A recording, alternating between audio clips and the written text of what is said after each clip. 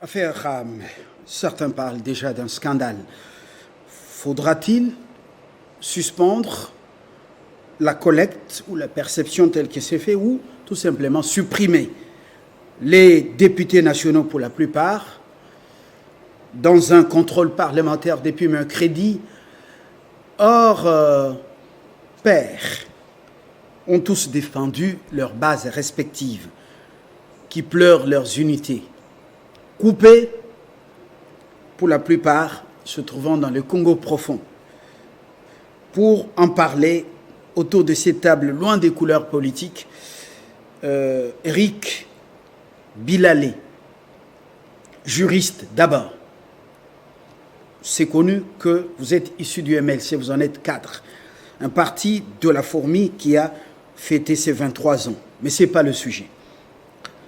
Juste après vous, c'est Alain Nkangi. Alain, vous êtes économiste. Tout à fait. On aborde ce sujet parce que l'économie y entre. Déjà, on a parlé des 25 millions de dollars mobilisés par... C'est le ministre Kibassa qui y a informé la représentation nationale et aussi le peuple congolais. À ma droite, Carlos Moupili, cyber-juriste. Lui-même, avec... il s'intéresse beaucoup au secteur. Il a rédigé un livre qu'il a mis à la disposition du public dans le secteur de cybercriminalité. On a dit que RAM, c'est aussi pour détecter les appareils contrefaits parce qu'ayant une incidence néfaste sur la santé publique, la santé de la population. C'est pour cela qu'on a fait appel à vous. Et puis, Éloge Mwandoué, vous êtes expert en investissement. RAM génère des sous et déjà on a senti que 25 millions, ce n'est pas une mince affaire. Si c'est supprimé, comment on va s'en sortir avec les trésors publics qui exigent assez de moyens pour faire face aux problèmes des Congolais? Bienvenue à tous. On ouvre ce débat avec Éric Bilalé. Éric, on doit suspendre ou on doit supprimer? Oui. RAM. Oui. En fait, nous sommes dans une logique médiane. Il faut conformiser et formaliser RAM. Parce que l'existence même de la taxe doit dépendre uniquement et exclusivement de la loi. C'est-à-dire que RAM, qui est une idée salutaire, doit être conformisée à la loi et formalisée en fait. Par exemple, comme le Parlement s'engage dans l'affaire parce que relevant du domaine de la loi, le Parlement peut facilement prendre une nouvelle loi en attendant qui vient réglementer conformément à la Constitution et à la loi relative aux finances publiques, la perception, les impositions sur le RAM. Ce qui fait que ça sera devenu orthodoxe et la canalisation des recettes sera régentée par la loi parce qu'il se pose pratiquement des questions fondamentales de droit. Parce que, vous savez, l'existence d'un impôt, parce que le RAM tel que ça s'exécute actuellement par cet arrêté qui n'est pas du tout constitutionnel, est un impôt indirect. Alors, un impôt indirect... Impôt indirect. Indirect. Alors, mais les élus sont allés quand même plus loin en taxant un ministre du gouvernement central d'escroc. Est-ce que, vraiment, lorsqu'on regarde l'éthique et l'analyse telle que vous êtes en train de la faire, est-ce que ça valait la peine de traiter un ministre d'escroc? Moi, je ne rentre pas dans les débats parlementaires où les députés a la liberté de la parole. Cependant, je voudrais plutôt que les débats soient corrects et rationnels. Parce que c'est le travail du député. Plutôt qu'insulter les ministres, un député doit faire des propositions. Par exemple, une proposition de loi portant institution des RAM, avec tous les détails possibles, parce que des questions se poseront notamment qui est l'autorité compétente pour percevoir RAM, cette autorité agit sous quelle forme, Voilà, on peut créer un organisme public, une nouvelle régie financière, sous tutelle administrative du ministre de la peine TIC et sous tutelle financière du ministre des Finances. Une nouvelle régie financière qui va percevoir RAM, qui va prélever les taux d'imposition conformément à la Constitution et à la loi relative aux finances publiques. Plutôt que supprimer ou suspendre, on ne peut que prendre une loi.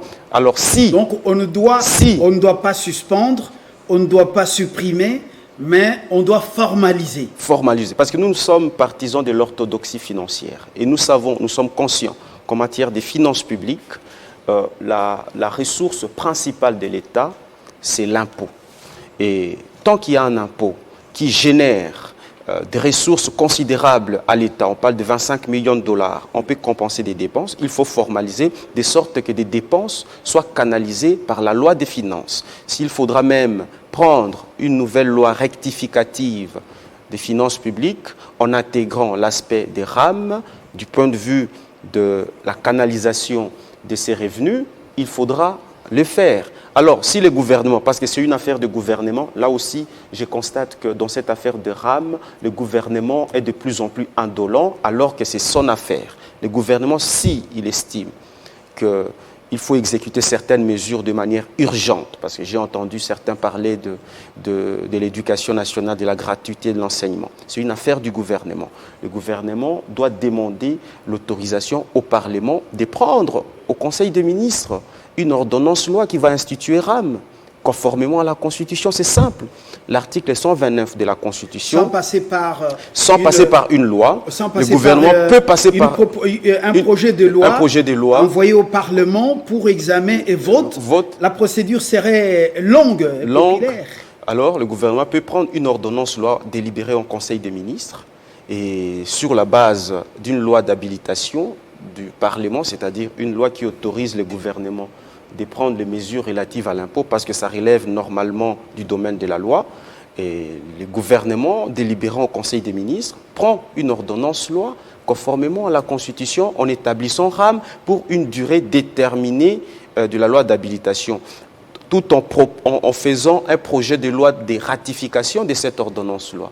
Comme ça, on a les RAM en une seule journée et on fonctionne conformément à la loi et à la Constitution. On canalise des recettes, c'est plus simple que ça. Je sais que le ministre a commis une forfaiture du point de vue du droit administratif en prenant des mesures, en étant au-delà de ses compétences. C'est une erreur qui arrive dans l'administration lorsque par moment on est mal conseillé, mais on répare toujours. On ne peut pas, dans un État qui se voudrait être économiquement fort, avancer à reculant. C'est-à-dire, on supprime RAM alors que RAM génère de la recette considérable à l'État. Alors, le gouvernement, vous l'avez dit, indolent, c'est-à-dire le gouvernement a pris assez de temps pour formaliser le secteur, alors qu'il est pourvoyeur de beaucoup de millions de dollars, si nous pouvons le dire ici. Eric Bilalé, dont la prestation la fois passée a été très saluée à Yaoundé, au Cameroun, même à Douala, je vous en fais part par les téléspectateurs. Revoyez le magazine sur YouTube. Merci. Et les commentaires. Je prends Monsieur Moupili, Carlos, vous êtes pour la suppression totale, pure et simple même, de RAM. Vous signez, vous persistez, vous signez. On a parlé avant justement ce magazine au téléphone. Mais depuis longtemps, vous êtes de ceux qui crient justement à une sorte de vol du peuple. Oui, encore j'adresse mes condoléances les plus sincères et attristées à toutes les familles qui sont des victimes collatérales de cette pratique illégale mafieuse des RAM et de toutes les victimes de l'état de siège, parce que cette pratique mafieuse de RAM bloque les œuvres, les bonnes œuvres, la paix en Ituri comme au Nord Kivu. Je ne suis pas seulement pour la suppression de RAM, mais je suis et surtout pour un procès, l'organisation d'un procès public au stade de martyr de tous les acteurs qui doivent répondre de ces mafias qu'on appelle RAM. Je ne vais pas appeler ça taxe parce qu'il ne s'agit pas de taxe. Pourquoi? Le ministre a dit que c'est une rémunération. Non, c'est une pratique. Ce n'est pas une taxe parce qu'une taxe, comme a dit mon confrère Bilalé, une taxe émane de la loi. Ce qui est en droit administratif, et c'est ça même la théorie des grands droits administratifs, c'est que RAM repose sur l'arrêté du ministre. Or, la Constitution ne donne pas au ministre de prendre un arrêté en matière de droit fiscal. Parce qu'il s'agit de ce qu'il appelle taxes. Ça ne revient pas de sa compétence. Il propose qu'on puisse aller par un acte et un force de loi, qu'on appelle ordonnance de loi. Mais là aussi, il faut encore interroger la Constitution. Quand est-ce que le président est compétent pour prendre un acte et un force de loi? Ça, c'est aussi un problème. Nous revenons d'abord à l'origine de RAM par rapport à d'autres pays qui l'appliquent sur le continent. Je ne vais pas quitter le continent africain. Dites-nous, quel est le mobile de RAM par rapport à d'autres pays? Vous êtes un juriste, vous vous intéressez aux télécoms. Dites-nous, RAM même, c'est quoi et quel est le mobile de RAM? Je ne m'intéresse pas. Je suis parmi les experts reconnus en Afrique centrale par l'UIT. Et j'ai participé même à l'atelier sur le droit de l'économie numérique à Yaoundé, où on démontre même des structures des prix de chaque unité, même de ce qu'on appelle les mégas. Et le Congo était déjà classé parmi les pays où les mégas et même les crédits se vendent cher. Dans chaque crédit, quand vous interrogez le contenu, c'est ce qu'on appelle la structure des prix, il y a déjà des TVA qu'on paye. C'est que nous sommes au niveau des appareils ou des mégas? Je parle d'abord des mégas, parce que nous sommes en droit numérique, je parle de mégas. Maintenant, on va pour les appareils. Je sais. Pour ce qui concerne les appareils, parce que le RAM, c'est enregistrer des appareils mobiles. Mais il n'appartient pas à nous de payer les contreparties de ces services-là. Nulle part. En tout cas, je ne sais pas. Ou c'est un pays aussi voyou, ou pas. Ou un État qui exploite le peuple. Mais ailleurs, qu'est-ce que l'on voit? Et qu'est-ce que l'on voit pour sécuriser? On sécurise la SIM. C'est ce qui fait qu'ailleurs, on a d'abord la loi sur la protection des données à caractère personnel. Et si vous voulez acheter une SIM blanche, que vous soyez président de la République venu d'un pays africain, on va exiger la copie de votre passeport. Ça, c'est dans ce qui cadre avec la cybersécurité pour prévenir la cybercriminalité ou même le cyberterrorisme. Parce que la SIM a une valeur d'une adresse électronique dans le cyberespace ou dans le monde numérique.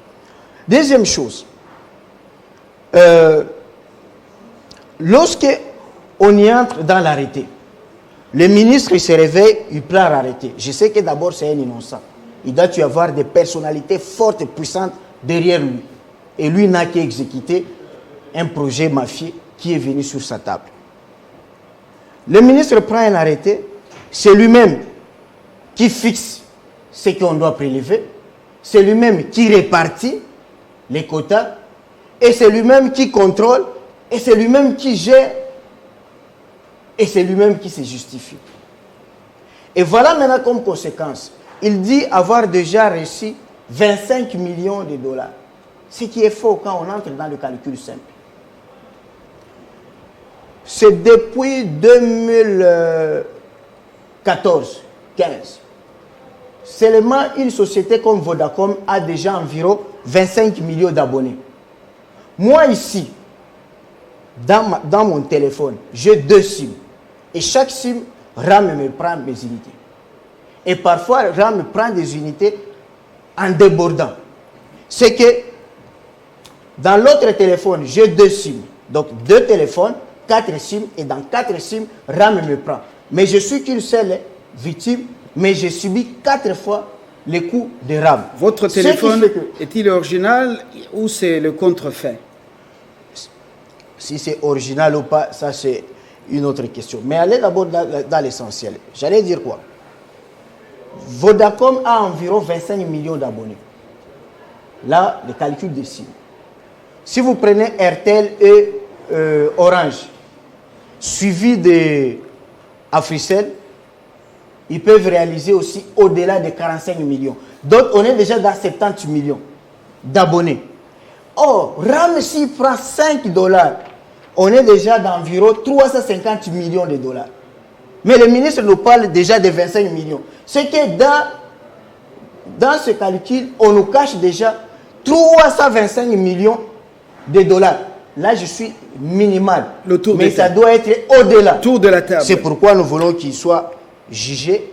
Mais... Et vous dites qu'il est innocent ou vous dites qu'il doit être jugé? C'est le contrôle parlementaire, le simple innocent va tomber. Mais au niveau du parquet, on doit aller creuser. Alors vous affirmez même qu'il va tomber. Pardon? Vous affirmez même qu'il va tomber. Vous êtes parlementaire. C'est pas, je dis, la sanction parlementaire, c'est la motion. Merci. Il peut seulement tomber. Merci. Mais au niveau de justice, c'est là où on va voir qui lui a mené ce projet mafieux, qui est derrière lui. Je sais que lui, c'est un simple innocent. Il y a des puissants derrière lui. Voilà, le Congo a besoin des capitaux, il a besoin des investissements, il a besoin des milliards.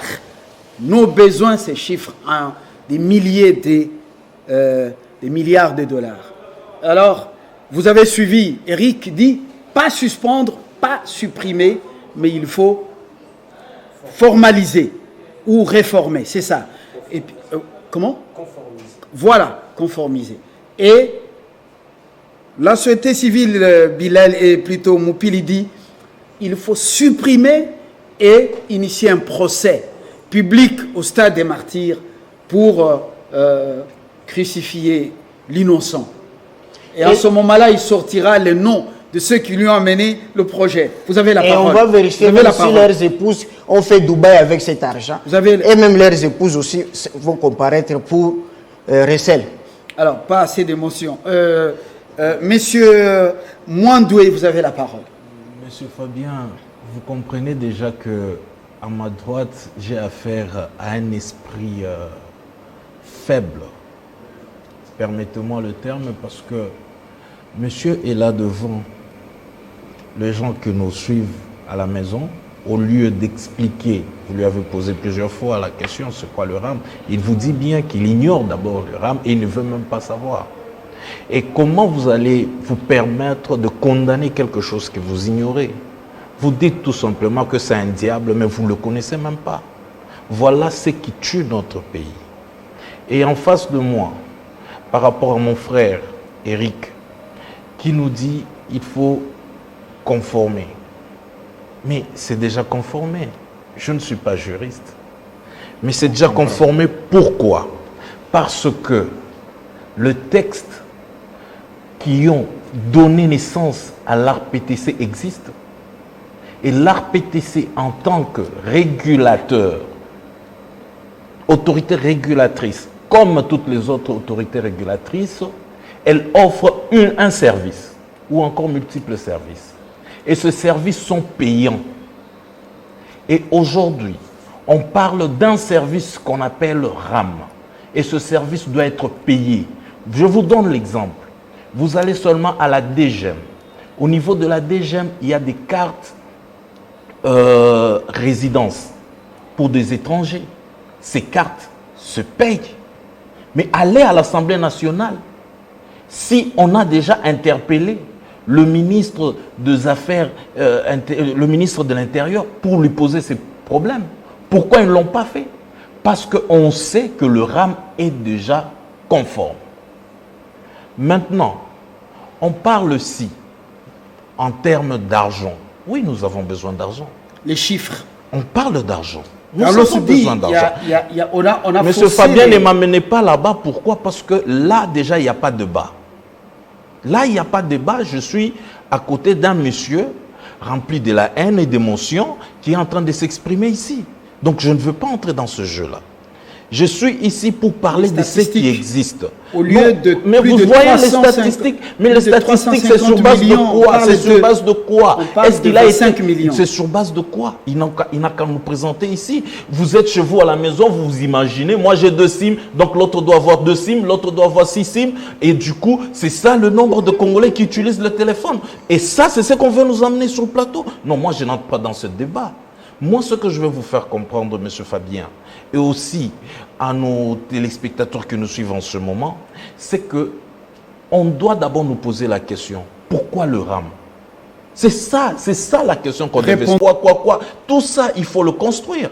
Parce que la RDC n'a pas d'infrastructure, il faut construire, ça doit partir de quelque part. Et nous reconnaissons ici, si on doit aujourd'hui parler de ce que Maître Eric voulait dire, chose qu'il n'a pas dit, parler du conforme. Dans d'autres pays, vous posez, il y a certaines réalités dans d'autres pays où c'est l'État lui-même qui vient et qui paie ce service. Il y a dans d'autres pays où on vous fait passer, on vous fait payer ce service, soit à l'achat même de téléphone pendant une certaine période. Donc chaque pays a adapté. Donc ici chez nous, si nous pouvons nous rendre compte que la manière de prélever ce paiement n'est pas bonne, alors nous devons adapter cette manière par rapport à la demande de la population. Et non pas venir ici sur le plateau, comme j'ai vu un député en plein plénière qui vient nous démontrer que lui est un vendeur de téléphones contrefaits. Et du coup, c'est ces députés-là qui cherchent à ce que M. Augustin Kibasa Maliba puisse être sanctionné. Entre lui, c'est lui qui vend, parce qu'il nous a bien dit, lui il amène des téléphones de la Chine, de tout ça, il le vend à côté de même ligne. Mais si ces députés-là n'est pas sanctionné, nous sommes quel genre de pays? Et nous sommes en train d'encourager des téléphones contrefaits. Et tout le monde est conscient ici avec moi que ces téléphones contrefaits peuvent provoquer des problèmes sérieux de santé publique. Et mais c'est ce monsieur-là, et malheureusement, ça continue même sur un plateau où je me dis, je suis en face des élites. Alors maintenant, comment va-t-on résoudre ce problème? Parce que depuis que RAM est opérationnel, on ne sent pas que la santé de la population est protégée. Les téléphones contrefaits entrent toujours sur notre territoire. Quels sont les services de collaboration? Je reviens, maintenant je suis à vous, Alain, vous êtes économiste. Alain, vous avez suivi les 3 intervenants, c'est à vous de prendre la parole. Vous êtes pour la suppression, la suspension jusqu'au procès? Merci beaucoup, M. Fabien, pour la parole nous accordée. D'abord, en finances publiques, l'impôt et la taxe, n'est-ce pas, sont les outils de l'homme public pour avoir les moyens, doter à l'État les moyens de sa politique. Mais néanmoins, cela ne peut se faire que sur base de lois. Parce que dans un pays normal, dans une république, n'est-ce pas, qui se respecte, on ne peut pas se lever un beau matin et commencer à imposer quelque chose sans soubassement juridique. Je crois qu'à ce niveau-là, il faut qu'on s'apaise. Et dans l'ordonnance portant fixation des attributions des ministères, n'est-ce pas, il est nullement mentionné que le ministère de Pétantique devrait instaurer, je ne sais pas, une taxe ou soit un impôt, jusque-là, on ne sait pas qualifier ça, n'est-ce pas, où ce ministère va commencer à gérer les fonds de l'État émanant de ces taxes, n'est-ce pas, contrairement à ce qui est dit que seulement le ministère des Finances qui est habilité de pouvoir le faire. Alors, maintenant, en finances publiques, il y a ce que nous appelons les redevables et contribuables. N'est-ce pas? Les contribuables, c'est la personne où l'impôt, la taxe, n'est-ce pas, est prélevée directement. Mais Ce qu'on appelle autrement les assujettis. les assujettis, c'est la personne qui est habilitée d'amener, Voilà. n'est-ce pas, cet impôt-là auprès de l'État. Mais les contribuables, c'est la personne qui est frappée directement par la taxe, n'est-ce pas. Néanmoins, cette personne doit quand même au préalable être informée que par rapport à ce que j'ai fait, on va commencer à me prélever autant pour une telle raison. Si je comprends bien, Ouais. au-delà de l'absence de ce que vous avez appelé base juridique, il y a eu déficit criant sur le plan communicationnel. Donc, manque d'une politique communicationnelle avérée et d'une approche communicationnelle pour pouvoir informer le public ou les Congolais de cette démarche. Justement, donc, nul n'ignore qu'aucun Congolais n'était informé qu'en achetant un peu de crédit le matin, on va, n'est-ce pas, récupérer quelque chose. Tous nous sommes levés le matin et puis on a constaté que les crédits que tu venais en fait d'acheter et tu ne sais pas appeler, tu ne sais pas émettre un appel parce que RAM a récupéré. Et ce qui a révolté. Ce n'est pas de notre faute, nous, peuple congolais. Nous sommes bien agités. Mais nous lisons aussi rarement et difficilement. Les textos qui tombent dans nos phones, est-ce que nous les lisons? Nous nous regardons en face. Par moments, on est surpris, en colère. Est-ce que nous lisons les textos? Bon, ici, il n'est pas seulement question de lire les textos, mais au préalable, il faut qu'on soit informé. Parce que c'est mon argent. N'est-ce pas? Dans des pays développés, dans des pays modernes, même les contribuables sont informés, n'est-ce pas, par rapport à ce qu'on va soutirer sur son compte. Ça, c'est au moins légal, à moins qu'on soit dans une république bananière. À ce moment-là, on agirait autrement. Mais jusqu'à la preuve du contraire, aucune personne n'a été informée que désormais, on sera victime de l'escroquerie qu'on est en train, n'est-ce pas, de vivre, bien que les autres ne sont pas prêts à les constater. Maintenant, alors, on doit supprimer, on doit suspendre. Vous êtes économiste, on aura des millions encore, comment on appelle, des millions de moins, si c'est suspendu, si c'est supprimé. Qu'est-ce que vous proposez? Comme je l'ai dit tout à l'heure, en fait, que c'est tout à fait normal et légitime que nous puissions payer les impôts, payer des taxes, l'impôt qui n'a pas de contrepartie, la taxe qui a aussi au moins une contrepartie sur ce que l'État veut faire de cet argent qu'il prélève, mais au moins il faut qu'il y ait un soubassement juridique qui fonde l'existence de cette loi. Donc vous êtes d'accord avec Éric Bilalé qu'on doit formaliser? Tout à fait d'accord avec lui, parce que à moins qu'on tombe en fait dans le populisme. Mais vous m'avez dit au téléphone qu'on doit supprimer cette affaire. Écoutez, même aujourd'hui, c'était question que les ministres puissent, n'est-ce pas, venir répondre aux questions lui posées par les députés nationaux, mais il n'a pas pu C'est le le Conseil faire. des ministres, il a avancé. Il n'a votre pas raison. pu le faire, mais tout le monde sait que cela est fondé par le manque d'arguments fondés. Parce que on peut baver de gauche à droite, mais devant des évidences, ça ne se discute pas.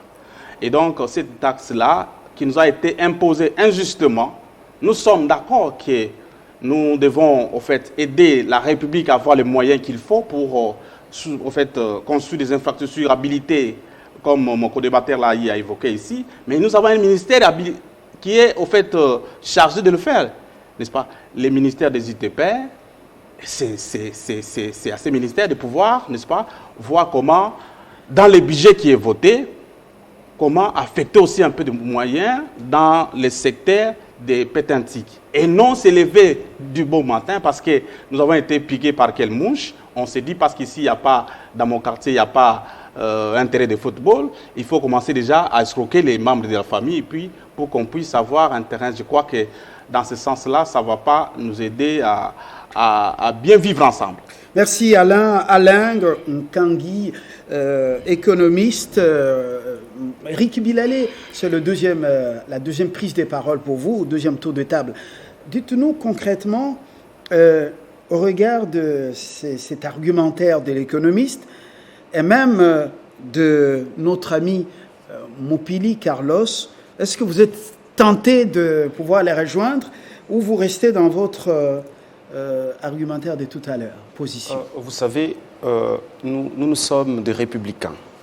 Et nous avons toujours, d'ailleurs, le président Jean-Pierre Bemba l'a rappelé hier dans son discours, notre histoire gravite tout autour des fondements d'un État-providence, un État qui protège. Nous ne sommes pas des obscurantistes. Nous ne folklorisons pas les débats politiques. D'accord. Comme pour dire que l'institution des RAM a été faite de manière inconstitutionnelle et illégale.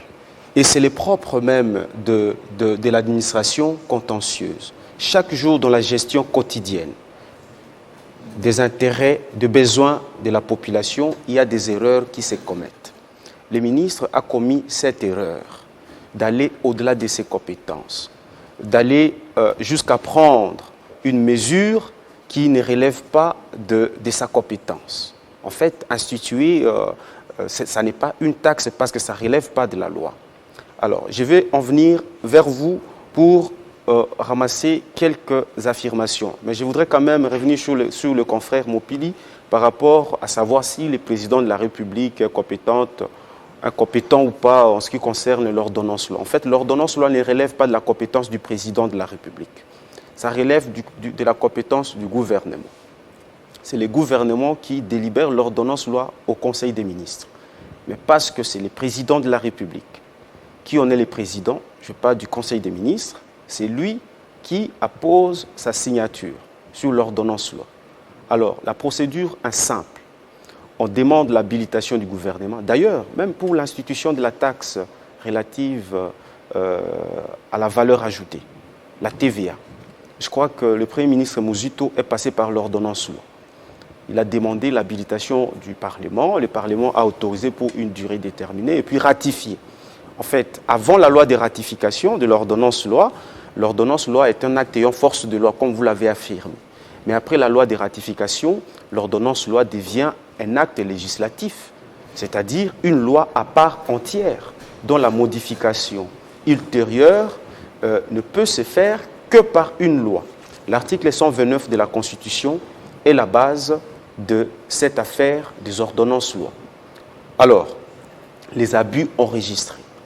Je n'ai pas assez d'éléments sur les abus enregistrés qui seraient à la base de RAM. C'est vrai qu'il y a beaucoup de préoccupations dans la cité et je pense aussi que ces préoccupations sont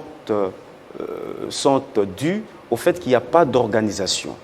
Comme l'a dit M. l'économiste, la manière de prélever les choses n'est pas canalisée ni orientée, régentée par une loi. Parce que lorsque la loi institue une taxe ou un impôt, il y a tous les mécanismes législatifs pour le faire. Alors, je voudrais en venir à mon frère, parce qu'avec vous, on doit aller méthodiquement. Vous avez affirmé que l'ARPTC est compétente pour faire ces choses-là. Non, on n'institue pas une taxe par n'importe qui. Seule la loi peut le faire. À défaut de la loi, le gouvernement demande l'autorisation du Parlement pour le faire par ordonnance loi. Il n'y a pas d'autre mécanisme prévu. Donc, ça n'est pas un achat. Ce sont des prélèvements, on parle bien sûr des prélèvements obligatoires et sans contrepartie. Et c'est ça même la nature de l'impôt. C'est-à-dire, on impose. Et moi, je suis partisan de l'impôt. Nous sommes des orthodoxes. Nous sommes les partisans de l'État fort. C'est pourquoi nous avons dit que plutôt que supprimer ou suspendre, on formalise aux fins de canaliser des recettes pour des dépenses publiques responsables. Parce qu'il y aura les contrôles des finances publiques, faits par la Cour des comptes, faits par l'Inspection générale des finances. Il faut que le ministre ou l'organe qui prélève conformément à la loi soit redevable devant la population. Vous dites que vous allez faire la volonté de la population. La volonté de la population est incarnée par la Constitution et par la loi. Merci Eric. La population s'est déjà exprimée. Donc, le ministre peut, je crois que le gouvernement doit prendre l'affaire. C'est ce que je propose et c'est ce qui est dans notre logique parce que nous sommes des légalistes, nous sommes partisans, nous ne sommes pas contre l'institution de cette taxe, nous sommes plutôt pour sa formalisation et sa canalisation pour un meilleur suivi. Merci Eric Bilalé. Nous sommes en direct, nous serons fixés sur les résolutions de ce Conseil des ministres, sûrement que le sujet pourrait être évoqué. Absolument. On suivra Patrick Mouyaya, porte-parole du gouvernement. C'est votre deuxième prise de parole.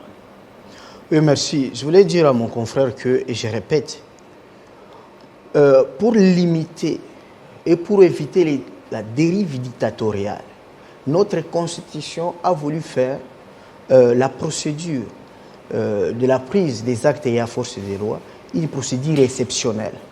C'était pour éviter ça. Et on donne plus des compétences principielles au Parlement. Donc, on ne peut pas se réveiller parce qu'on a un conseil des ministres chaque vendredi et on propose une ordonnance de loi et ça tombe. Non, non.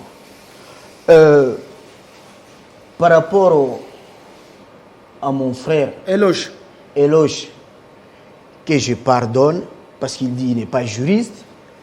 Je ne sais pas s'il a fait la bureautique de 6 mois alors que, où il est du parti de l'UDP, s'il se retrouve au cabinet pour venir défendre le RAM. Pas d'attaque personnelle. Il m'a appelé monsieur. On ne peut pas appeler une intelligence de renommée internationale. Pas d'attaque personnelle. En droit numérique, un monsieur. Pas d'attaque personnelle. Alors, la courtoisie. Je suis très courtois envers lui. Mais seulement, je vais lui dire que je parle avec émotion parce que RAM a tué indirectement ma mère. C'est vrai? Et mes collègues. RAM. RAM a tué votre maman. C'est une information pour nous. Ma mère est victime collatérale de RAM. Elle voulait m'appeler, mais RAM lui a bouffé ses crédits.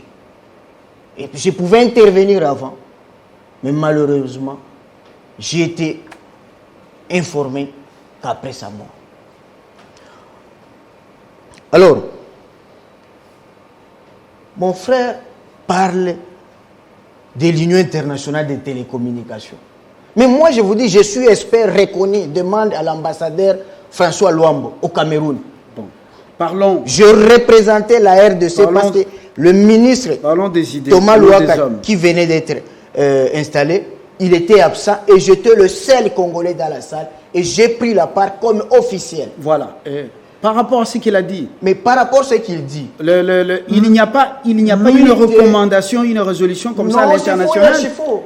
Mais c'est nous qui proposons ça. Même s'il y a une recommandation, la loi existe. On doit adopter, appliquer par rapport à la loi. Et c'est ce que j'allais dire. Voilà. Nous travaillons, nous sommes des experts et nous travaillons avec l'unité. Nous avons par exemple la Convention africaine sur la cybersécurité. Là, vous êtes... Je vous donne un exemple d'un instrument. Mais ça appartient à l'État de domestiquer cet instrument juridique international. Mais c'est toujours en matière de télécommunications. Loin de la passion, loin de ce que vous avez appelé victime. Est-ce qu'un intellectuel rompu que vous êtes, est-ce que ça ne demande pas des corrections au lieu de supprimer et amener quelqu'un dans un procès public? Bon, je ne sais pas pour le prendre ou quoi, mais est-ce qu'on ne peut pas quitter les émotions pour réfléchir? Parce qu'on est suivi par... Le ministre a été mal entouré, je le comprends. Parce que s'il faisait comme Emery, Okunji, qui consultait nous les intelligences de l'époque, il ne pouvait pas tremper dans cette erreur. Comment? Je vous dis, lui, il travaille pour donner des infrastructures, même aux États faibles. Pourquoi? Parce que le droit au TIC fait partie aujourd'hui des droits de l'homme. On ne peut pas savoir s'il faut dire 4e, 5e génération. Pour ne pas dire le droit à la communication. Tout citoyen a droit d'accéder à la communication. Et à cela, on appuie. C'est pourquoi vous verrez que les prix même des fibres optiques, ce n'est pas les mêmes prix qu'on devrait payer. Il y a la part que le monde entier, à travers l'UIT, appuie, soutient le gouvernement. Deuxième chose, il parle de l'ARPTC. Encore, ça montre qu'il ne comprend pas ce que signifie RPTC. L'RPTC, c'est un régulateur. Mais il l'a dit. Non, il ne comprend pas ce que signifie régulateur des télécommunications. Parce qu'avec le libéralisme dans le secteur des télécommunications, à l'époque, la télécommunication, vous savez que c'était une affaire de l'armée sous l'empereur Napoléon Bonaparte. Bonaparte a gagné de guerre à cause des télécommunications. De la télécommunication à l'époque, parce que ça devait des télécommunications avec l'apparition du numérique, de l'Internet. Et c'était un secteur qui était régalien. Mais avec l'évolution, on a libéré votre secteur audiovisuel, on a mis un régulateur qui s'appelle CESAC. Dans le secteur aussi des télécommunications, on a libéralisé. Il y a plusieurs opérateurs aujourd'hui qu'on appelle les fournisseurs d'accès Internet, les fournisseurs d'hébergement. Alors, pour qu'il y ait de l'équilibre, vous avez vu des contentieux entre Africell qui fixaient un prix moins cher et avec les problèmes de concurrence déloyale, il faut qu'il y ait un régulateur. Et c'est le rôle de l'RPTC. Alors, l'RPTC n'est pas régulateur pour se réveiller et fixer une taxe. Alors, vous, il y a un téléspectateur qui m'a envoyé un message depuis Johannesburg ici. Il dit, Fabien, mais dites à Moupili que ici, là, nous, on est asphyxiés par cette histoire des rames en Afrique du Sud. Qu'est-ce qu'il est en train de raconter? Alors... Chers amis, vous êtes en Afrique du Sud, vous devez comprendre que RAM nous cause beaucoup de préjudices dans notre pays.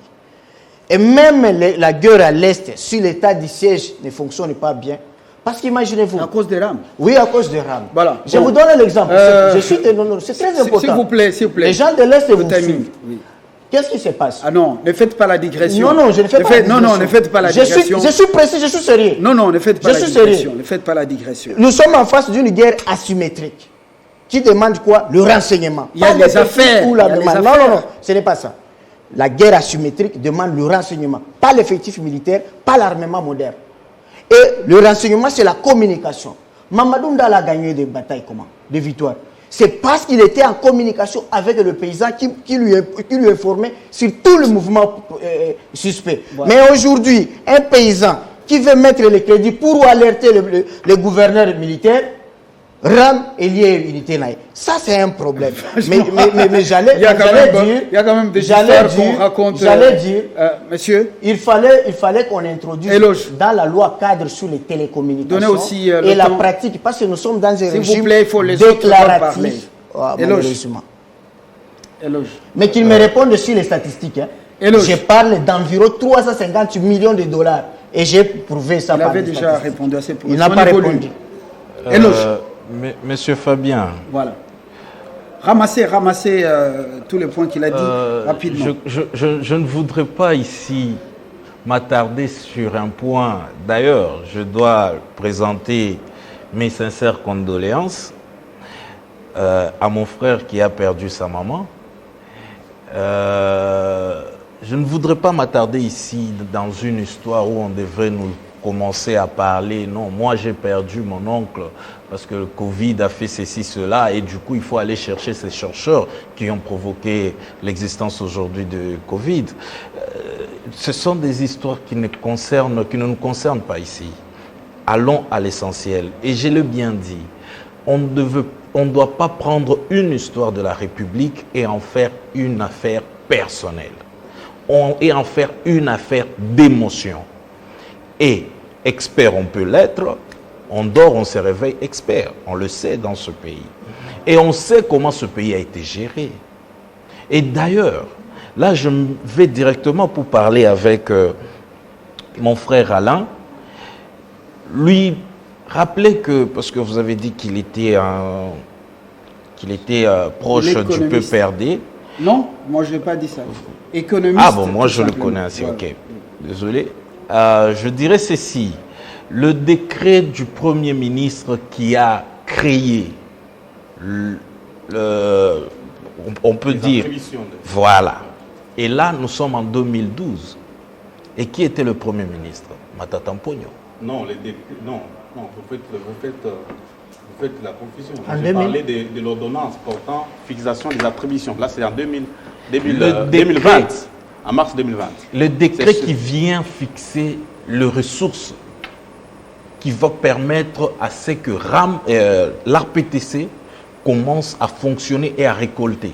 Et je peux même donner à la création du... Le juriste Baouneo, qui devait être avec nous, spécialiste des télécoms, également a fait allusion dans Kinshasa Direct à ce décret du Premier ministre Matata Ponyo. Je vais énumérer, juste pour vous faire comprendre que nous ne devons pas confondre. On ne devait même pas parler de la taxe ici, parce qu'il ne s'agit pas d'une taxe. Il s'agit d'un achat d'un service. Et d'ailleurs, là, je veux dire, par rapport à les décrets créant même l'ARPTC, qui fixent le service de l'ARPTC, nous avons les ressources ordinaires, plutôt le revenu de ces prestations. Nous avons les produits de frais administratifs, création d'entreprises et des licences que tous les télécoms sont en train d'utiliser aujourd'hui. Il y a la taxe de numérisation. Il y a aussi la taxe de régulation. Et ça dépend de l'ARPTC. Le ministre ou encore le ministère de Pétentique n'a jamais fait usage de ce 25 millions de dollars ou encore n'a jamais fixé un quelconque montant que la population devait payer. Parce que ici, l'ARPTC en tant qu'autorité régulateur, elle fonctionne d'une manière autonomie financière. Donc, elle est pratiquement sur le plan financier autonome plutôt. Donc, vous n'allez pas prendre les attributions de l'ARPTC et le remettre à un ministre qui, lui, n'est que ministre et il dépend d'un gouvernement. Mais pourquoi il a été interpellé? Et voilà maintenant la confusion, c'est ce que je suis en train de vous dire. Donc aujourd'hui, si on devait parler de ce projet, de ce problème de RAM, on ne devait pas même parler en termes de taxes. Du fait que nous parlons de la taxe, nous détruisons même le sens ou encore le sens de l'existence de ce produit RAM, de ce service RAM. Parce que là, il ne s'agit pas d'une taxe. Nous devons être d'accord. Il s'agit plutôt d'une rémunération, d'un service autonome sur le plan financier. Et c'est bien défini dans le décret de 2012, c'est bien défini même dans le décret que a repris le Premier ministre Ilunga Kamba en 2020. C'est bien défini. Et alors pourquoi aujourd'hui, tout d'un coup, vous voulez me dire que c'est qui, Léon Mbalemba n'était pas là en 2012 pour parler de ça? Il n'était pas là en 2020 pour parler de ça? C'est à peine aujourd'hui qu'il vient de se réveiller. Ou encore mon frère, parce qu'il ne veut pas que je l'appelle monsieur, je ne sais pas, il n'est pas monsieur, mon frère à côté de moi, il n'était pas là. Lui l'expert, en 2012, où est-ce qu'il était quand Matata Ponyo signait ce décret? Donc vous voyez qu'on est en train de faire un débat qui ne devait même pas être un débat. Est-ce que nous parlons d'une taxe ou encore nous parlons d'une rémunération? Et moi je vous dis, nous sommes en train de parler d'une rémunération. Et comme nous parlons d'une rémunération, dites-nous, qu'est-ce que cette rémunération a de mauvais contre notre société, alors que cette rémunération permet à ce que l'ARPTC nous offre de bonnes infrastructures qui vont permettre à ce que nous ne puissions pas avoir des téléphones contrefaits qui vont nuire à la santé publique. Alors que l'ARPTC nous permet à ce que, une fois nous avons l'infrastructure, même le coût de communication va baisser. C'est tout ce que nous demandons. Et voilà. Ça va attirer même les investisseurs. Alain, je voulais juste préciser une chose. Alain. En fait, tous ceux qui ont la maîtrise sur la comptabilité publique savent que tout ce que les consommateurs subissent ne peut jamais être appelé rémunération. N'est-ce pas? Il y a une confusion à votre niveau. La rémunération, on parle lorsque vous avez rendu un service et c'est qu'on vous donne en retour. Mais ici, la population qui est consommateur final, qui supporte en fait cette taxe-là, le RAM, doit appeler ça comment? Et tout acte posé par l'agent public qui a en fait l'incidence sur la consommation est appelé soit, on va mettre ça soit taxe ou bien impôt. Mettons-nous d'abord d'accord là. Il faut éviter la confusion. Parce que là, maintenant, ce que vous voulez me publics. demander, c'est que je vous dise quels sont ces services rendus. Voilà, pour que je vous confirme qu'il s'agit là d'une rémunération. Vous pouvez rémunération par rapport à qui? Non, ici, même par rapport aux consommateurs. C'est-à-dire il y a des termes techniques. S'il vous plaît, c'est Alain qui a la parole. Et ça, vous avez c'est Alain raison. qui a la parole. Les consommateurs qui, la population, consomme, en fait, achètent ces unités et n'a rien à voir avec votre taxe des rames. Lorsqu'on ajoute quelque chose, ça devient une taxe ou impôt. Chers amis, il faut éviter la confusion.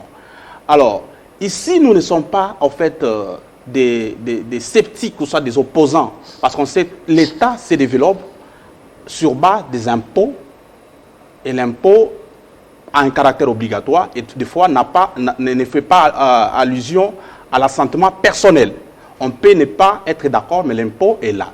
Quel est le péché qu'on accepte? Quel est le péché qui a été commis? Le péché est que notre ami des Pétantiques s'est levé le matin sans soubassement juridique, n'est-ce pas, et a imposé une taxe. Est-ce que c'est pas le gouvernement à la population central? C'est pas le gouvernement central. À travers quel instrument avait déjà pris un décret en 2012 selon les informations. Il y a même un juriste qui a dit sur ce plateau le mercredi, il est spécialiste des télécoms et du numérique. Baoulé ou Albert. Si ce professeur est Kodjo, nous ne sommes candidats au Congo. Je me perds un peu. En fait, il y a une confusion totale dans ceux qui sont en train de parler en fait, de cette taxe-là. Parce que nous avons les organes habilités dans le contrôle de l'utilisation des fonds dans les institutions publiques. Nous avons le Parlement, nous avons l'IGF et nous avons la Cour des comptes. Tout ce temps, la population attendait que le Parlement, qui jusque-là est surnommé par la population Parlement des palissades, puisse se réveiller, parce que cette histoire, c'est révoltant, n'est-ce pas, qu'on nous impose des choses. C'est comme nous sommes dans un État dictatorial. Je m'en vais ici, dans les années antérieures, en Russie, on a imposé un impôt pour un objectif fixé. Et la population était informée par rapport à ça. Ça ne peut pas poser un problème. Mais pour les cas d'espèce, nous avons été victimes de l'escroquerie. N'est-ce pas? De l'escroquerie parce que on s'est réveillé le matin sans être informé au préalable et nous avons été soutirés de nos unités. Et que nos amis, par modestie, il faut accepter et s'assumer par rapport à cette forfaiture. Voilà. Au lieu de continuer à faire quoi? À s'entêter. Parce que j'ai même appris que le ministre en face des députés, il a oublié qu'il était devant ses chefs qui sont des députés. Il dit que je suis choqué. Oui, mais est-ce que quand quelqu'un dit qu'il est choqué par rapport à des propos qui frisent, en fait, qui énervent l'éthique, vous dites que ce n'est pas aussi son droit parce que le patron est en face? Il n'a pas de droit. Non, écoutez. Bon, monsieur Bilalé. Oui. Monsieur Bilalé. Oui, le patron dont vous malmenez, voilà, non, vous n'avez pas droit à la parole. Nous ne sommes pas dans ces considérations. Oui. En fait, ce que nous voudrions préciser ici, c'est que l'on évite d'amalgamer les choses et de folkloriser les débats, parce que c'est très sérieux. C'est une question qui touche aux finances publiques. Il s'agit des prélèvements. C'est votre conclusion. Il s'agit des prélèvements obligatoires et sans contrepartie. S'il y avait une loi, la loi aurait donné des précisions sur la nature de cette taxe. Est-ce une taxe en cascade? Comment va-t-elle toucher aux produits de la production jusqu'à la consommation finale? Oui. Comment ça se passe? Parce qu'en l'espèce, nous sommes les contribuables. Et les sociétés de télécommunications sont des redevables légales à l'égard de l'État. Ce qui fait que l'autorité, concrètement, il faut formaliser.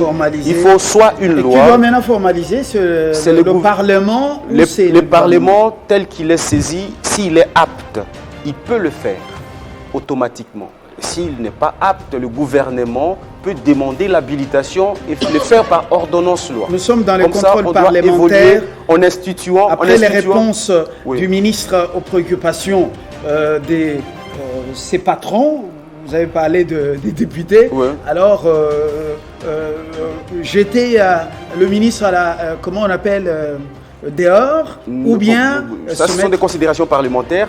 Et en fait, si la loi ou l'ordonnance loi qui va intervenir va faire de l'ARPTC cette régie financière qui va prélever obligatoirement ces taxes, il n'y a pas de problème. Voilà. Mais la nécessité d'existence d'un organisme capable de percevoir ces taxes, de recouvrer, est obligatoire. Éric Bilal est resté donc constant. Il ne faut ni suspendre, ni supprimer, il faut formaliser. Carlos. Je rappelle à mon confrère Éric Bilal que vous êtes de l'union sacrée. C'est-à-dire vous êtes là pour accompagner le chef de l'État à être aimé par son peuple. Non, à résoudre les problèmes des Congolais, pas l'amour ici. Non, lorsqu'il Les y résout, lorsqu'il y répond, par Dieu, c'est nous avons philosophie. deux préoccupations, les sociales et la sécurité. Si le président nous donne ça, on peut même supporter les glissements. Mais là, Mais quand vous parlez de si 350 vous voulez- millions de dollars, Attends, ça attends, peut c'est servir la conclusion, à financer une non, non, dépense. c'est la conclusion. Mais il J'allais a dire- droit aussi de placer la 350 non, non, millions. j'allais dire quoi? C'est trop quand même. Si Ça le peut chef aider. de l'État me suit, c'est lui qui va lui dire de formaliser cette mafia de RAM ne l'aime pas. Il veut le voir demain sénateur à vie. Deuxième, et je crois même qu'il ne veut pas qu'il termine son mandat. Deuxième chose. Ah, c'est quoi ça? C'est quand même fort. Non, en tout cas, le Non, RAM, non, ce que ça vous dites- peut susciter Non, ce que vous ce qu'on ne peut pas se Non, mettre non, un non, non, non, privilège non. Ce inconnu. que vous dites, c'est quand même fort. J'ai dit, euh, j'aime mon président et je dois Non, lui il n'y a prodiguer pas des question bonnes de l'amour, conseils, mais des ce bons qu'on dit, conseils. on doit bien Alors, le vérifier. Non, j'ai dit ceci. Ah ouais. Pour la question des droits fiscaux, on n'a rien encore à dire. Il y a des éminents professeurs économistes, Godin Poy s'est prononcé. Vous pouvez demander aussi à éminent professeur en droit numérique, à l'économie d'air numérique, Kodjo, il vous dira la même chose. On n'a pas besoin qu'on formalise. Cher ami, dans chaque crédit que vous achetez, dans chaque méga, vous payez la TVA. Vous payez Ça, déjà la TVA, l'impôt. c'est une autre taxe. Donc, ça suffit ça. On ne peut pas encore ajouter de droits. Deuxième chose. Mais il vous dit que c'est une autre taxe. Troisième chose, on Ça, nous c'est a une dit taxe en cascade. qu'avec RAM, nous aurons des Wi-Fi à l'université. Vous et moi, nous sommes des enseignants à l'université. Ça, c'est un autre Il n'y débat. a pas Wi-Fi. On nous Non, a dit monsieur avec Mopili, RAM, monsieur Mopili, on va détecter monsieur les Mopili, voleurs des téléphones. je- On m'a volé les téléphones. J'ai cherché là où se trouvent les services de RAM. Ils n'ont même pas une adresse à qui Monsieur chercher ça. Moupili, Troisième on chose. était obligé. Nous recevons à la rédaction Télé 50 les étudiants de l'UPN, de l'UNIKIN. Oui, ils sont là nombreux. S'ils peuvent venir sur ce plateau. Mais j'étais hier à S'il vous l'UPN. plaît, s'il vous plaît. Hier, j'étais à Il y en a qui nous parlent. Ils nous parlent de Wi-Fi sur le campus Oh là là. et dans les alentours, Ils vous- sans code, sans mot de passe. Donc, je dis bien, c'est le témoignage des étudiants. Moi, je termine pour moi, le, je suis pas étudiant. Je termine pour le conseil à dire ceci à son excellence ministre, que je suppose innocent, mais qu'on lui a poussé de faire, parce que je le respecte au nom Kibasa. Je vois le papa Kibasa qui a refusé l'argent de Mobutu, pendant que les autres ont touché l'argent du maréchal Mobutu. Alors, je dis ceci. La loi sur les télécommunications, c'est là où on devrait regarder là-dedans. Quitter le régime déclaratif et qu'on devrait maintenant vérifier ou identifier tous les abonnés. Et on devrait avoir l'opérateur de référence comme France Télécom. Mais aujourd'hui, qu'est-ce qui se passe? Chaque fournisseur d'accès Internet a la voie d'entrée comme la voie de sortie, sans que le gouvernement ne contrôle rien. Là, Et c'est là où nous vous sommes dans ramassez le tout. danger. Vous ramassez C'est que quand même tout.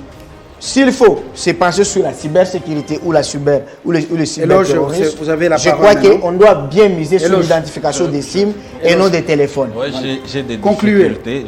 J'ai même des difficultés pour prendre la Concluez, parole parce concluez. que déjà, on vient de prouver sur le plateau que mon co-débatteur à ma droite n'est qu'un menteur. Je suis obligé de le dire. Il y a le Wi-Fi à l'Unikin, il y a le Wi-Fi à UPN, soit même l'aspect de dire qu'il est enseignant, nous devons mettre ça en doute. Néanmoins, Là, vous restez toute calme. réforme Ouais, Fabien. toute réforme est toujours... Il est enseignant. Non, Il est non, enseignant. non, j'ai dit. Je suis Je ne sais doctrinaire pas. en matière numérique. Concluez. Je ne sais pas, ça c'est... Si vous, ça reste à si voir. vous m'aviez dans votre cabinet, vous pouvez peut-être avoir Concluez, quelqu'un pour concluez. défendre vous. Mais là, le je conclue. résultat, nous le voyons. Et maintenant, tout ce que nous comprenons, Défendez RAM. tout ce que c'est nous de faire des comprenons, récits. la réforme Il n'a pense ce qu'on lui a jamais dit au été- cabinet. Carlos. La réforme Il n'a n'est ni du jamais- cabinet ni du ministère. La réforme n'a jamais Il sera été- jugé, condamné au stade. Oui. La réforme n'a jamais été facile à être acceptée par la population dans toutes les civilisations qu'on a vues dans ce monde. Merci beaucoup. Et de ce fait, nous comprenons et petit à petit, la population qui n'avait pas assez, qui n'était pas assez informée sur le besoin d'avoir le service de RAM est en train Alain. d'apprendre et je crois que ça va évoluer. Alain. En toute rationalité, c'est la loi qui précède la taxe ou l'impôt, avant les prélèvements auprès des consommateurs. Alors, ici, nous sommes devant un fait établi. Les messieurs s'est donné le droit d'escroquer la population. Ils méritent la sanction des députés qui sont aujourd'hui, au fait, nommés les parlements des palissades. Alors, tous les parlements n'est pas un parlement des palissades. Vous avez également des représentants que vous avez envoyés là-bas qui vous défendent ou qui parlent au nom du Mais peuple. c'est maintenant, oui. Alors, on comprend bien que vous êtes pour qu'on formalise et non pas pour la suppression. Pas du tout. Je ni la suspension. suis pour la suppression Et la condamnation pure et des simple auteurs. et qu'on condamne l'auteur. Après, s'il y a une réforme à faire, c'est aux parlementaires d'initier. Voilà. Voilà. C'est ça la légalité. Vous avez suivi Carlos Moupili, Eric Bilalé, également Eloge Mwandoué et Alain Nkangui autour de ces tables. Je n'ai rien à commenter en termes de résumé. Chacun a résumé. Regardons. Lundi, Kibasa Maliba sera donc devant les députés nationaux pour pouvoir répondre à leurs préoccupations. Les politiques, par moment, ils peuvent se rentrer dedans sur la place publique et à l'intérieur, ils s'embrassent comme nous. Nous allons nous embrasser tout à l'heure, et les enseignants, et les enseignés, et les journalistes. À très bientôt. Les caissiers de RAM.